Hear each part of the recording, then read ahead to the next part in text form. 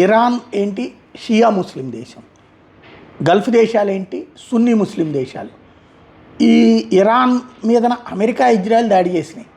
నువ్వు వాళ్ళని నాశనం చేయడం మానేసేసి వీళ్ళని నాశనం చేశారు సున్నీ ముస్లిం దేశాలు. దీంతో ఇప్పుడు సిరియాలో ఉన్నటువంటిది, అంటే సిరియాలో షియాలో ఉంటారు, సున్నీలు ఉంటారు. సిరియాలో ఉన్నటువంటి సున్నీ ముస్లిమ్స్ ఇప్పుడు జిహాద్కి పిలుపునిచ్చారు. ఎవరి మీద అంటే క్రిస్టియన్సు, డ్రూజు, అల్వైతీస్, కుర్దుల్ని చంపేయాలట.